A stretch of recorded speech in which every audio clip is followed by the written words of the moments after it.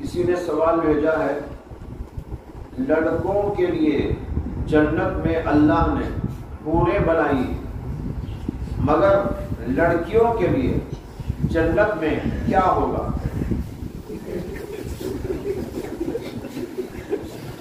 آپ اپنی فکر کر لیں۔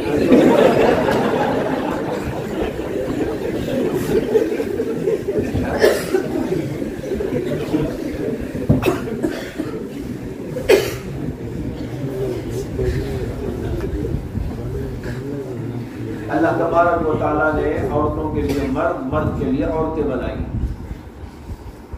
لہذا مرد ان کے لیے ہے، اللہ تعالیٰ مرد عطا کریں گے، اور مرد ان کے لیے جو ہوں گے وہ اللہ تعالیٰ ان کے شائع نشان بنا کر عطا کریں گے۔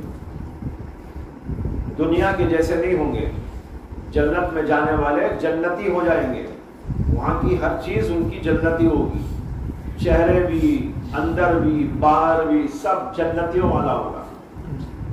لہذا جب اللہ ان کو جنتی جو ہے انداز کا بنا کر دے دیں گے تو پھر وہ ان کا حق ہو جائے گا، اور حور وہ مردوں کو عطا کریں گے۔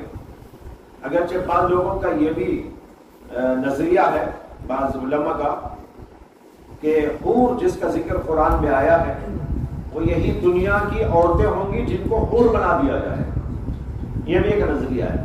اگرچہ جمہور اس کے قائل نہیں ہے، جمہور اس کے قائل ہے کہ یہ الگ جنت کی مخلوق ہے، اللہ وہ اس مردوں کو عطا کریں گے، اور مردوں کو جو ہے جنت میں جانے کے بعد ان کے شائع نشان وہاں بنا دیں گے تو ان کو ملیں گے۔ تو لہذا اس میں کوئی اشکال کی بات تو ہے نہیں۔